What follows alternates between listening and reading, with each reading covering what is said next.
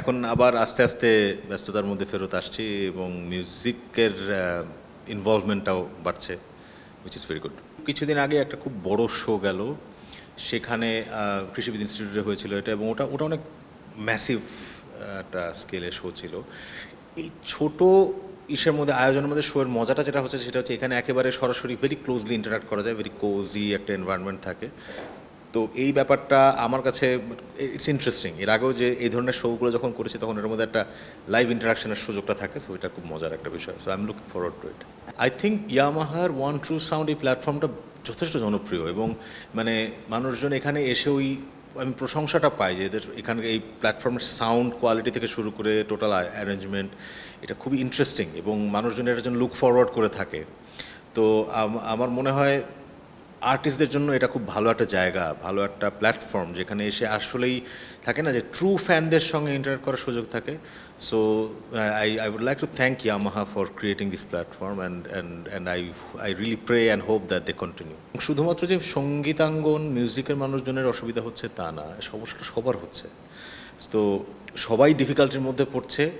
তো মিউজিকের ক্ষেত্রে যেটা হচ্ছে, স্বাভাবিকভাবেই মিউজিকটা তখন প্রায়োরিটি পায় যখন সব কিছু মোটামুটি স্টেবল।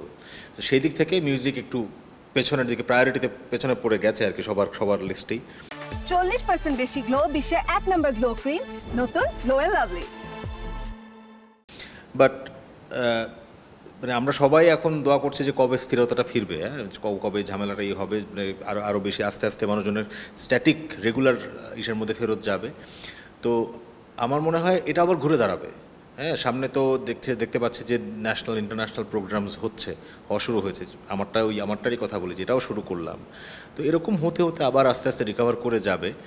একটু মানে মিউজিশিয়ানদের যেটা হবে সেটা মাঝখানে এই সময়টা একটু ডিফিকাল্ট একটা সময় যাচ্ছে, বিশেষ করে যারা ফুল ফ্লেজেডভাবে সঙ্গীতের উপরে নির্ভরশীল তাদের জন্য খুব চ্যালেঞ্জিং।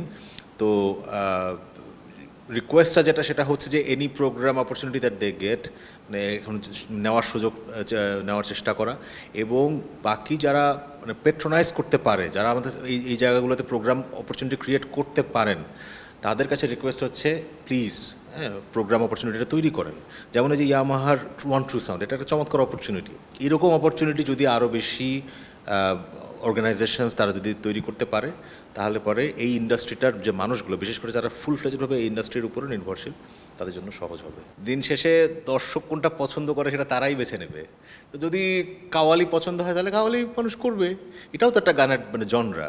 হ্যাঁ, তো যদি মনে করেন যে যদি রক, যেমন একটা সময় রক একটা, আমার নিজেরও খুব মন খারাপ হয় মাঝে মধ্যে যে রকের যে সময়টা ছিল সেই সময়টা এখন কিছুটা দেখা যাচ্ছে যে রক আগের মতো শুনি না, নতুন নতুন রক মিউজিকেতে এখন একটু হিপ হপ চলে আসছে, বা এখন নতুন জনরা অফ মিউজিক আসে যেগুলোর নাম আমি নিজেও জানি না ঠিক মতো। And that's fine. মানে ব্যাপারটা হলো যে টেস্ট চেঞ্জ হবেই, এটাতে কোনো সমস্যা নাই। ব্যাপারটা হলো যে অডিয়েন্স সিলেক্ট করবে যে কোনটাকে তারা শুনতে চাচ্ছে।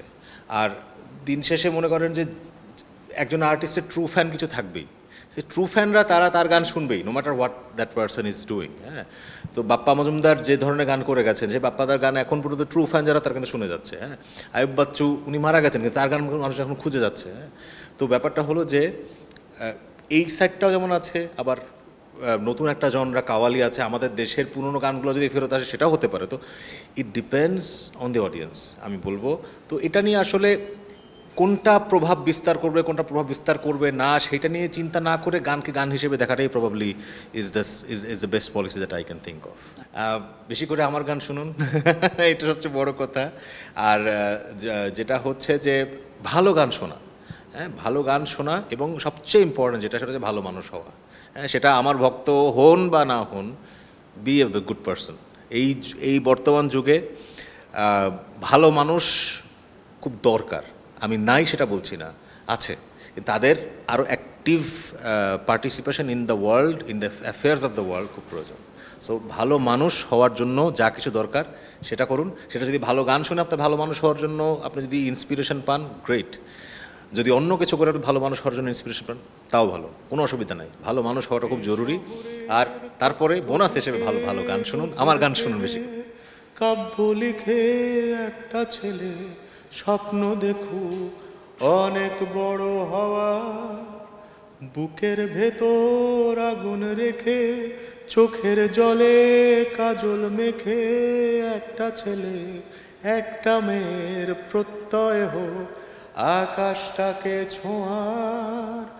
এ শহরের কান্না থামুক, জাগুক প্রাণে প্রীতি, জীবনের কাছে সঞ্চিত আছে বাঁচার প্রতিশ্রুতি।